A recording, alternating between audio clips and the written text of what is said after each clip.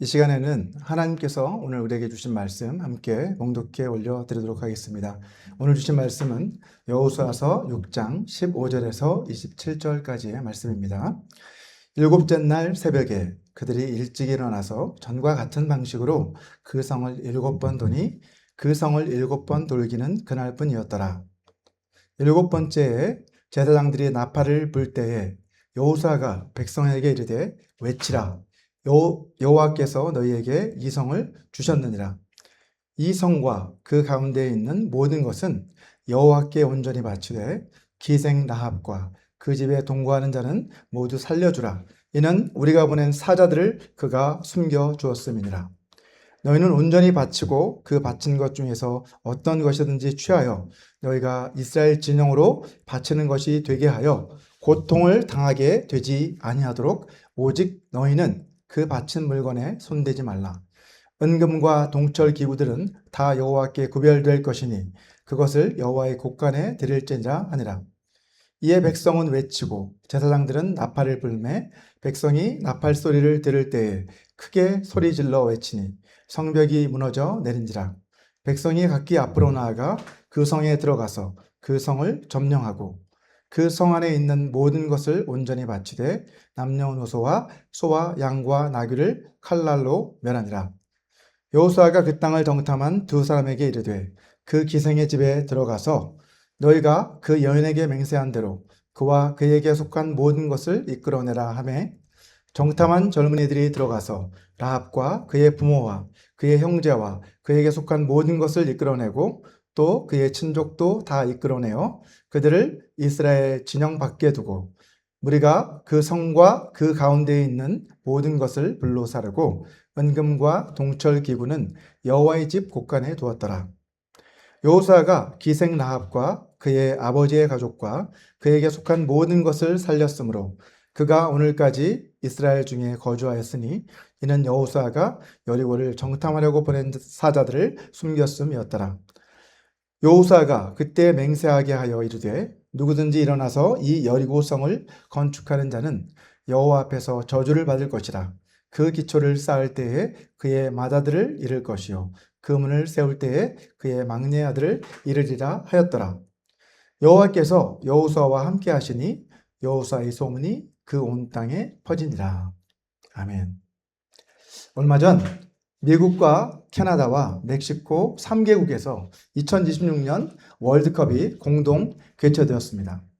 아마도 많은 분들이 관심을 가지고 경기를 지켜보셨을 것입니다. 축구 경기를 하다 보면 긴장감이 가장 높아지는 순간들이 있습니다. 그중 하나가 바로 심판의 휘슬 소리가 울리는 순간입니다. 자, 그런데 같은 휘슬 소리라도 그것을 듣는 사람에 따라 전혀 다른 의미로 다가옵니다. 예를 들어 심판이 반칙을 선언하는 휘슬은 반칙을 한 선수에게는 자신의 잘못이 드러났다는 경고의 소리로 들립니다. 자, 그러나 반칙을 당한 선수에게는 억울했던 그 상황이 바로잡히는 안도의 소리로 들립니다. 또한 경기 종료를 알리는 심판의 마지막 휘슬도 마찬가지입니다. 승리하고 있는 팀에게 그 휘슬은 승리를 확정하는 기쁨의 소리입니다. 자, 반면에 패배하고 있는 팀에게는 더 이상 역전의 기회가 없다는 아쉬움과 한탄의 소리입니다. 하나의 휘슬 소리이지만 그 소리를 듣는 사람의 입장과 상황에 따라 전혀 다른 의미로 들리는 것이죠. 자, 오늘 본문에도 이와 같은 소리가 등장합니다. 바로 여리고 성 위에 울려 퍼진 하나님의 나팔 소리입니다.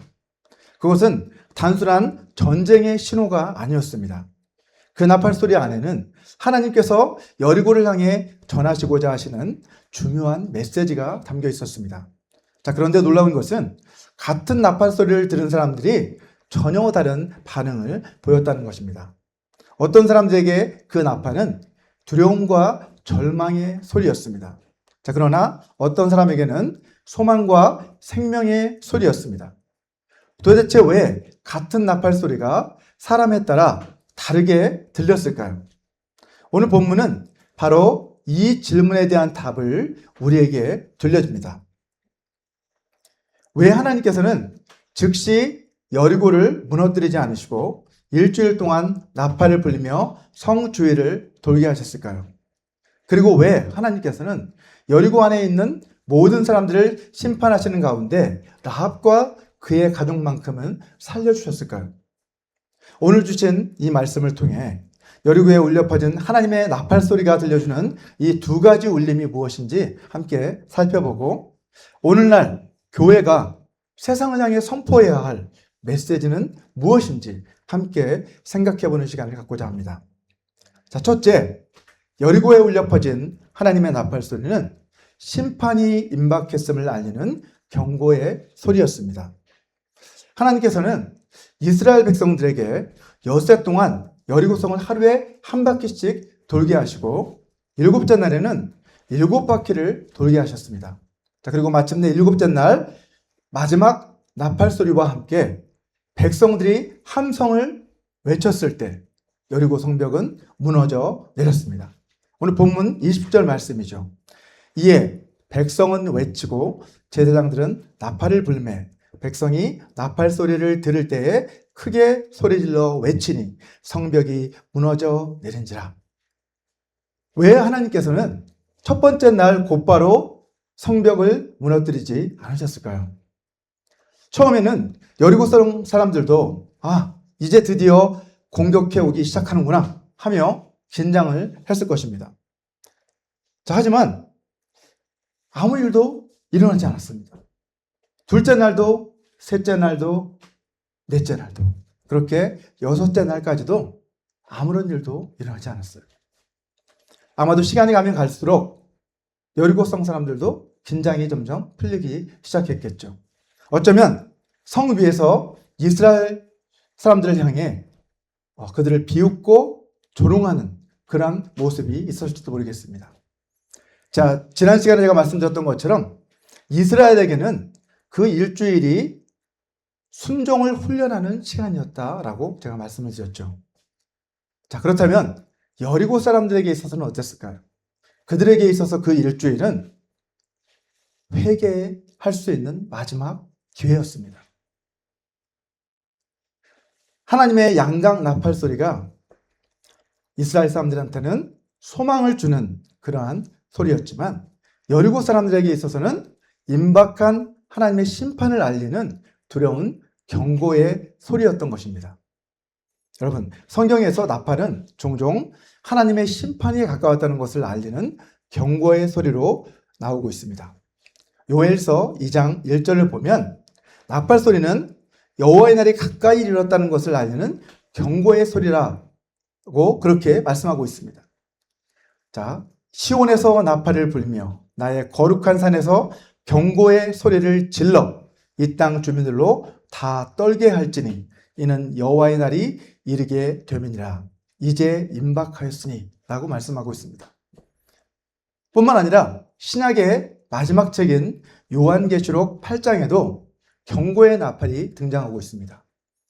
7 천사가 7 나팔을 분 그 환상은 마지막 심판이 도래했다는 것을 알리는 그러한 경고의 메시지라는 겁니다. 자, 계시록 8장 2절에 보면 내가 봄에 하나님 앞에 7 천사가 서 있어 7 나팔을 받았더라 라고 말씀하고 있습니다. 자, 여기에서 7 천사가 7 나팔을 받아서 불고 있는 모습이 나오는데 이 모습은 오늘 본문에서 7 제사장이 7 나팔을 들고 7 나팔을 불며 행진하고 있는 그 모습을 떠올리게 하죠. 이처럼 성경 전체를 통해 나팔 소리는 하나님의 심판이 가까이 왔다라고 하는 것을 알리는 그러한 경고의 소리라고 할 수 있습니다. 자, 그러나 여리고 사람들은 그 소리를 들었지만 하나님께 돌아오지는 않았습니다. 그들은 성벽을 믿었어요. 그리고 자신들이 가지고 있는 무기를 믿었습니다. 자신들의 군사적인 힘을 믿었습니다. 그러나 결국 7째 날이 되자 그들은 하나님의 심판 앞에 직면하게 되죠. 사랑하는 성도 여러분, 오늘도 하나님은 세상을 바라보시며 오래 참고 계십니다. 많은 사람들이 하나님의 심판은 없다라고 그렇게 생각하며 살아갑니다. 죄를 지어도 아무 일도 일어나지 않으니까 하나님이 계시지 않은 것처럼, 심판이 없는 것처럼 그렇게 살아가는 것입니다. 자, 그러나 성경은 분명히 말씀합니다. 하나님의 침묵은 하나님의 심판이 없다는 것을 의미하는 것이 아니라 하나님이 오래 참으신다는 것을 우리에게 보여주는 것이라는 말씀입니다. 베드로후서 3장 9절을 같이 한번 읽어보도록 하겠습니다. 주의 약속은 어떤 이들이 더디다고 생각하는 것 같이 더딘 것이 아니라 오직 주께서는 너희를 대하여 오래 참으사 아무도 멸망하지 아니하고 다 회개하기에 이르기를 원하시느니라 라고 말씀하고 있습니다. 여리고를 무너뜨리기 전에 하나님이 일주일간을 기다려주셨던 것처럼 오늘날에도 하나님은 죄인들이 회개하고 돌아오기를 기다리고 계시다는 말씀입니다. 그러나 하나님의 그 오래 참으심은 영원하지 않습니다. 언젠가 마지막 나팔이 울리는 그 순간 더 이상 회개의 기회가 오지 않는 그 순간이 우리에게 온다는 것입니다. 그러므로 우리는 하나님의 그 경고를 가볍게 여겨서는 안 됩니다. 여리고에서 울렸던 그 나팔 소리는 오늘날에도 세상을 향해 동일하게 울리고 있습니다. 회개하라, 하나님께 돌아오라, 심판이 가까이 이르렀느니라. 자, 이것이 하나님의 나팔이 세상 가운데 들려주는 첫 번째 울림이라는 것이죠. 자, 그런데 여기에서 우리는 또 하나의 질문을 하게 됩니다. 그렇다면 하나님께서는 왜 여리고를 그렇게 철저하게 진멸하라라고 명령을 내리신 것일까요? 단순히 전쟁에서 승리하기 위해서 그렇게 하라고 하신 것은 아닙니다. 본문 17절 상반절을 보게 되면 여리고 성과 그 안에 있는 모든 것은 여호와께 온전히 바쳐진 것이다 라고 말씀하고 있습니다. 또 여호수아서 16장 18절을 보면 여호수아는 백성들에게 이렇게 엄중하게 경고하고 있습니다. 자, 세 번역으로 한번 읽어보도록 하겠습니다. 너희는 전멸시켜서 바치는 희생제물에 손을 댔다가 스스로 파멸당하는 일이 없도록 주의하여라. 너희가 전멸시켜서 바치는 그 제물을 가지면 이스라엘지는 너희 때문에 전멸하게 될 것이다 라고 말씀하고 있습니다. 하나님의 그 경고의 메시지는 가나안 사람들에게 뿐만 아니라 이스라엘 사람들에게조차도 만약에 그들이 하나님께 바쳐진 그것을 취하는 날에는 그들 역시도 하나님의 그 심판을 피할 수 없다라는 것을 분명하게 말씀하고 있는 것이죠. 여러분, 여리고는 가나안 정복을 위한 첫 번째 성이었습니다. 자, 성경에서 첫 번째 것, 그것은 언제나 하나님의 것이죠.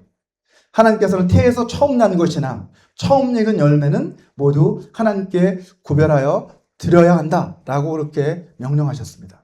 따라서 가나안 땅에서 처음 정복한 성읍인 이 여리고는 하나님께 드려지는 첫 열매와도 같은 것입니다. 자, 이스라엘은 여리고를 하나님께 온전히 드림으로써 앞으로의 모든 그 가나안 정복이 이제 자신들의 힘이나 어떤 권력이나 능력이나 전략이 아니라 이 모든 전쟁이 하나님께 속한 것임을 그들은 고백해야 했던 것입니다. 자, 그러므로 여리고의 제물은 탐내야 할 대상이 아니라 하나님 앞에 이미 바쳐진 것이다 라는 것을 말씀하는 거죠. 그러나 이 진멸의 이유, 그들이 하나님께 다 진멸해서 바쳐야 할 이유는 그것이 전부가 아니었습니다. 하나님께서 여리고 사람들까지, 살아있는 호흡하는 모든 사람들까지 다 진멸하라고 명령하신 더 중요한 이유가 성경은 무엇인지 우리에게 가르쳐주고 있습니다. 신명기 20장 16절과 18절 말씀입니다. 오직 내 하나님 여호와께서 내게 기업으로 주시는 이 민족들의 성읍에서는 호흡 있는 자를 하나도 살리지 말지니 이는 그들이 그 신들에게 행하는 모든 가증한 일을 너희에게 가르쳐 본받게 하여 너희가 너희 하나님 여호와께 범죄하게 할까 함이니라 라고 말씀하고 있습니다. 하나님께서는 이스라엘 백성들이 가나안 족속들의 우상 숭배와 그 죄악된 습관들을 본받아 함께 타락하지 않게 되도록 그들의 죄의 근원을 완전히 제거하도록 그렇게 명령을 내리신 것이죠. 여러분, 농사를 지어보신 분들은 잘 아시겠지만 밭에 심은 고추가 그 고추 한 포기가 탄저병에 걸렸다고 한번 생각해 보십시오. 한 포기쯤이야 괜찮겠지. 나중에 뽑으면 되겠지. 라고 그렇게 안일하게 생각하고 그대로 놔두면 어떻게 되겠습니까? 여러분, 탄저병은 순식간에 밭 전체로 다 퍼져서 모든 고추 농사를 다 망쳐버리게 됩니다. 그래서 농부는 다른 고추를 살리기 위해서 이 병든 포기를 과감하게 뿌리째 다 뽑아내서 태워버릴 수밖에 없는 것입니다. 죄도 마찬가지라는 거예요. 죄는 그대로 두면 반드시 퍼지게 되어 있습니다. 여러분, 죄의 문제는 조금만 타협해도 결국 이 공동체 안에 다 퍼져서 이 공동체 전체를 병들게 만들 수 있다는 것이죠. 그래서 하나님께서는 여리고를 철저히 진멸하라 라고 이렇게 명령하신 것입니다. 이것은 하나님께서 잔인하신 분이시기 때문이 아니라 죄가 그만큼 심각하고 많은 사람들을 파멸에 이르게 할 수 있기 때문에 하나님께서 이렇게 명령하신 것을 알 수 있습니다. 그리고 이처럼 죄를 심판하시는 하나님께서도 심판하시기 전에 어떻게 하십니까, 여러분? 회개할 수 있는 기회를 주신다는 거죠. 7일 동안 나팔을 불게 하신 것은 그들에게 회개할 수 있는 그 시간을 주신 것임을 우리는 결코 잊어서는 안 됩니다. 자, 두 번째로 하나님의 나팔은 믿는 자를 구원으로 초청하는 소리입니다. 하나님의 그 나팔이 심판에 대한 경고일 뿐만 아니라 동시에 그 나팔 소리는 누군가에게는 구원으로 초청하는 그러한 소리라는 것을 말하는 것이죠. 자, 그 사람들은 누구였습니까? 하나님의 나팔 소리를 듣고 구원으로 초대받은 사람들. 그들은 바로 라합과 그의 가문에 속한 사람들이었습니다. 자, 여호수아는 성이 무너지기 직전에 다음과 같이 명령합니다. 여호수아서 6장 17절을 보면 기생 라합과 그 집에 동거하는 자는 모두 살려주라. 이는 우리가 보낸 사자들을 그가 숨겨 주었음이니라 라고 말씀하고 있죠. 여호수아는 라합과 그 집에 동거하는 사람은 모두 살려주라 라고 명령하고 있습니다. 라합뿐만 아니라 그 집에 초대받은 사람들, 그 친족들도 불렀을지 모르겠어요. 또 그에게 속한 사람들도 있었겠죠. 자, 그 사람들 역시도 라합으로 인해서 모두 구원받을 수 있었습니다. 사실 라합과 그 친족들도 본래는 모두 심판받아 마땅한 사람들이었습니다. 심판의 대상이었죠. 그들은 가나안 족속이었고 또 여리고성 사람들이었습니다. 자, 하지만 하나님께서는 라합의 믿음을 보시고 그녀와 그 집에 함께 머물러 있던 모든 사람들을 멸망해서 건져주셨습니다. 여호수아서 2장 11절 하반절을 보시면 라합은 하나님 앞에 대해 어떠한 믿음을 가지고 있었는지를 잘 증거해주고 있습니다. 너희의 하나님 여호와는 위로는 하늘에서도 아래로는 땅에서도 하나님이시니라. 이렇게 라합은 고백했습니다. 단순히 이스라엘이 강한 민족이기 때문에, 그들이 강한 군사력을 가진 민족이기 때문에 투항한 것이 아닙니다. 그녀는 하나님을 보고 이스라엘이 믿는 그 하나님은 참 하나님이시구나, 저분만이 참 능력자이시구나, 이것을 깨달았기 때문에 하나님께로 돌아온 것이죠. 뿐만 아니라 그녀의 믿음은 생각에서 그치지 않았습니다. 행동으로 옮겨졌습니다. 그녀는 목숨을 걸고 정탐꾼들을 숨겨주었죠. 또 정탐꾼들과 약속한 대로 그들이 돌아올 때까지 기다리며 그 창문에 붉은 줄을 매달아 놓고 하나님께서 자신을 구원해 주실 그때를 계속해서 기다렸던 것을 알 수 있습니다. 여러분, 이렇게 믿음은 우리의 행동을 요구하죠. 그것은 순종입니다. 반면 여리고 사람들은 어떻습니까? 라합과 마찬가지로 여리고 사람들도 하나님의 능력에 대한 소문을 똑같이 들었습니다. 같은 소리를 들었지만 그 소리를 듣고 그들은 라합과 같이 믿음을 갖지 못하고 오히려 끝까지 하나님께 돌아오지 않는 불순종을 선택했습니다. 자, 히브리서 11장 31절을 보시면 성경은 믿음의 사람 라합과 또 그 여리고성 사람들의 멸망에 대해서 이렇게 이야기하고 있습니다.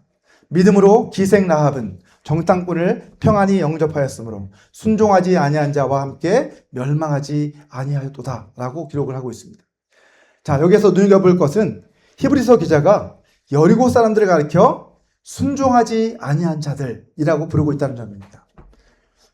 자, 그들은 하나님의 경고를 똑같이 들었어요. 하나님의 능력에 대해서도 알고 있었습니다. 하지만 라합이 했던 것처럼 믿음을 가지고 하나님께 순종하지 않았다는 거죠. 그들은 순종하지 않은 자들의 길을 따랐다는 것입니다. 끝내 하나님 앞에 무릎 꿇지 않았다는 것이죠.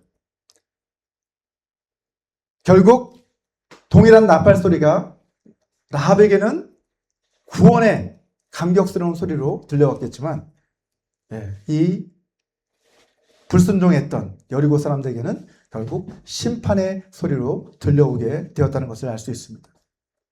여러분, 이것이 바로 복음입니다. 복음은 단순히 하나님이 사랑이시다라고 하는 것만 전하는 메시지가 결코 아닙니다. 복음은 먼저 인간이 죄 아래에 있었고 그래서 결국 하나님의 심판을 받을 수밖에 없다라는 것을 선포하는 것입니다. 자, 그리고 그 심판에서 벗어날 수 있는 유일한 길은 예수님을 믿고 이제 그 심판을 모면할 수 있다는 것을 전하는 것이 바로 복음이라는 것이죠. 자, 예수님께서는 십자가에서 우리의 죄를 대신 감당하시기 위해서 피 흘려 우리 죄를 대속하셨습니다. 그래서 예수님의 그 피의 공로를 믿는 모든 사람들, 예수님의 그 은혜를 받아들이는 모든 사람들은 이제 하나님의 그 진노와 심판을 벗어날 수 있게 됐다는 것입니다. 그래서 기쁜 소식이라는 거죠. 이제 그 진노에서 벗어나 영원한 생명을 얻을 수 있는 길이 열렸다라는 것을 선포하는 것입니다. 여러분, 라합이 그 창에 붉은 줄을 매달아 두었던 것처럼 이 붉은 줄이라는 것은 무엇을 상징합니까? 장차 예수 그리스도께서 십자가에 매달려 피 흘리심으로 말미암아 우리를 대속하실 예수 그리스도의 보혈을 상징하고 있습니다. 여러분, 라합은 본래 구원받을 자격이 없는 사람이었어요. 그는 멸망받을 대상이었던 가나안 족속이었습니다. 더구나 그 직업은 창녀였어요. 여러 가지 면에서 봤을 때 구원받지 못할 멸망받아 마땅한 사람으로 보일 수밖에 없었습니다. 구원에서 가장 먼 사람이었어요. 그러나 오히려 다른 사람들이 다 멸망할 때 오히려 하나님께서는 그녀에게 구원의 은혜를 베풀어 주셨습니다. 이것이 바로 은혜라는 거죠. 받을 자격이 없는 자들에게 베풀어 주신 은혜, 그것이 구원의 은혜라는 것입니다. 구원은 자격이 있어서 받는 것이 아니라 하나님의 그 은혜를 믿음으로 받아들이는 사람이 받을 수 있는 것입니다. 여러분, 여리고 사건은 이것을 너무나도 우리에게 분명하게 보여주고 있습니다. 똑같은 하나님의 나팔 소리를 듣고도 어떤 사람은 그것에 반응해서 믿음으로 구원을 받은 반면에 그 소리를 듣고도 끝까지 불순종해서 심판받은 여리고 사람들이 있었다는 것은 우리에게 복음의 소리가 전파됐을 때 그것을 믿고 받아들이는 사람도 있을 것이고 그것을 듣고도 믿지 않아서 심판받는 사람도 있다는 것을 분명하게 우리에게 가르쳐주고 있습니다.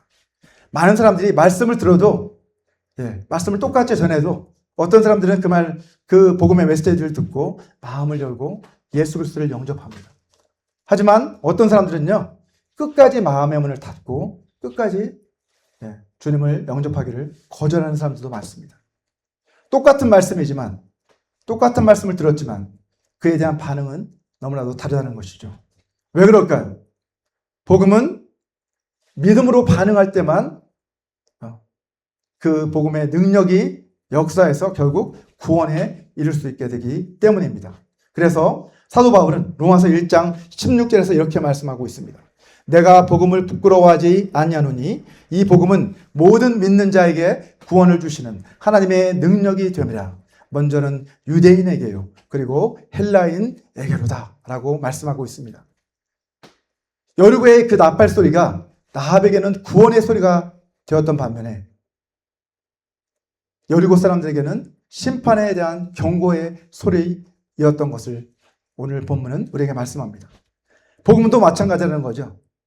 복음은 믿는 사람, 믿고 그것을 받아들이는 사람에게는 생명의 소리인 반면에 그것을 듣고도 무시하고 거절하는 사람들에게는 심판의 소리로 울려 퍼지게 된다는 것입니다. 여러분, 그렇기 때문에 우리는 하나님의 심판보다는 그보다 더 큰 하나님의 은혜를 바라보아야만 합니다. 하나님은 결코 심판을 기뻐하시는 분이 아닙니다. 하나님은 모든 사람들이 다 멸망에서 벗어나 구원받기를 기뻐하신다라고 성경은 말씀하고 있습니다.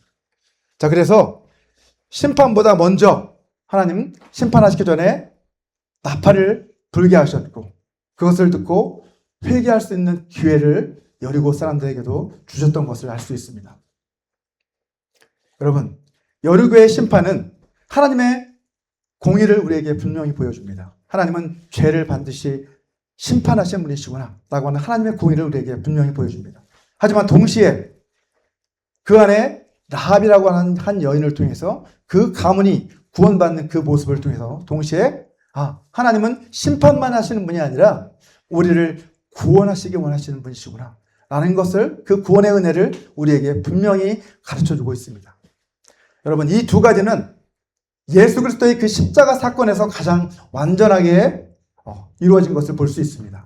여러분, 십자가는 죄에 대한 하나님의 공의로운 심판이 이루어진 자리인 동시에 믿는 자에게 영원한 구원의 은혜가 베풀어주는 자리인 것이죠. 바로 이것이 여리고에 울려 퍼졌던 그 하나님의 나팔 소리가 들려주었던 두 번째 울림이었습니다. 자, 마지막으로 하나님의 나팔은요, 오늘도 교회를 통해서 세상에 계속해서 울려 퍼져 나가고 있습니다. 여리고에서 울려 퍼졌던 하나님의 그 나팔 소리는 3,500년 전에 그 먼 과거의 이야기로 끝나지 않습니다. 그 나팔 소리는 오늘날도 교회인 우리들을 통해서 이 세상 가운데 계속 울려 퍼져 나가고 있습니다. 여러분, 복음은요, 죄인이 예수 그리스도를 믿음으로 구원을 얻게 된다는 기쁜 소식입니다. 그러나 복음은 그 기쁨의 소식임과 동시에 또 한편으로 보면 믿지 않으면 하나님의 심판을 피할 수 없다라고 하는 경고의 메시지이기도 합니다. 믿음의 사람들에게 있어서 복음은 기쁜 소식이지만 믿지 않는 사람들에게 있어서 복음은 두려운 경고의 메시지라는 겁니다. 자, 여리고에서 울려 퍼진 그 나팔이 심판과 구원을 동시에 선포했던 것처럼 오늘날의 교회도 이제 복음의 메시지를 세상 가운데 전하는데 그 메시지에는 하나님의 심판도 들어가 있어야 되고 하나님의 구원의 메시지도 반드시 포함되어 있어야 하는 것을 알 수 있습니다. 우리 요한복음 3장 18절 말씀을 함께 보겠습니다.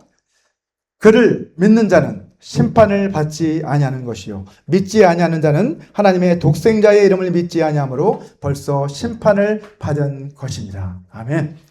같은 복음을 들어도 믿는 사람, 그것을 듣고 믿는 사람들에게는 구원이 되고 반대로 그 복음을 듣고도 거절하는 사람들에게는 이미 심판이 이르렀다라고 말씀하고 있습니다. 자, 고린도후서 2장 15절과 16절 말씀도 같이 한번 보겠습니다. 우리는 받는 자들에게나 망하는 자들에게나 하나님 앞에서 그리스도의 향기니 이 사람에게는 사망으로부터 사망에 이르는 냄새요 저 사람에게는 생명으로부터 생명에 이르는 냄새라. 누가 이 일을 감당하리요. 자, 사도 바울은 우리 믿는 자들은 복음을 전파하는 사명을 감당하는 사람들인데 우리의 역할들을 어떤 향기, 냄새로 그렇게 비유하고 있습니다. 자, 우리가 전하는 이 복음이 어떤 사람에게는 사망에 이르는 냄새가 될 수도 있고 또 어떤 사람에게는 생명에 이르는 냄새가 될 수도 있다라고 이렇게 말씀하고 있는 것이죠. 복음은 같은 소리를 내지만 어떤 사람에게는 사망에 이르는 냄새가 되고 또 어떤 사람에게는 생명에 이르는 냄새가 될 수도 있다는 말씀입니다. 다시 말해서 복음의 소리는 그것을 듣는 사람의 반응에 따라서 심판의 울림이 될 수도 있고 구원의 울림이 될 수도 있다는 것이죠. 자, 그래서 교회는 세상을 향해 복음의 기쁜 소식을 전할 뿐만 아니라 하나님의 심판이 반드시 있다는 것, 그리고 그 심판이 임박했다라는 것을 우리는 반드시 전해야만 하는 것입니다. 오늘날 많은 사람들은요, 하나님의 사랑은 듣고 싶어 하지만 하나님의 심판에 대해서는 듣기 싫어합니다. 그래서 어떤 교회에서는 사랑에 대해서만 이야기합니다. 회개는 말하지 않고, 죄는 말하지 않고, 심판에 대해서 말하지 않습니다. 그래서 어떤 목회자는 사랑의 하나님이 지옥을 만드시고 심판하신다? 이것은 모순이다 라고 이렇게 주장을 하면서 지옥이나 심판은 실제하는 것이 아니라 그냥 상징적인 가르침이다 라고 이렇게 주장하기도 합니다. 하지만 이것은 성경이 말하는 진리가 결코 아닙니다. 물론 우리가 반대로 생각해서 심판만 계속 강조해서 그런 율법적인 신앙생활을 하게 해서도 안 되겠죠. 하나님의 은혜와 하나님의 십자가를 우리는 반드시 가르쳐야만 합니다. 하지만 동시에 하나님의 심판에 대해서도 이야기해 주어야 한다는 것입니다. 여러분, 성경의 복음은요, 언제나 이 두 가지를 함께 이야기하고 있습니다. 죄에 대한 하나님의 공의로운 심판, 그리고 죄인들을 향한 하나님의 놀라운 구원의 은혜. 이 두 가지는 반드시 함께 가야 한다라고 말씀하고 있는 것입니다. 이제 말씀을 맺도록 하겠습니다. 여리고에 울려 퍼진 이 하나님의 나팔 소리는 하나의 소리였습니다. 하지만 그 나팔 소리는 사람들에게 두 가지 울림을 주었다는 거죠.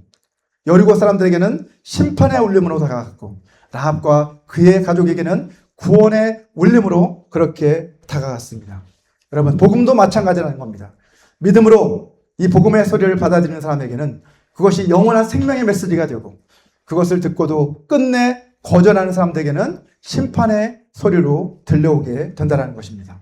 자, 그러므로 교회는 복음을 전할 때 이 두 가지 메시지를 반드시 함께 전해야만 한다는 거예요.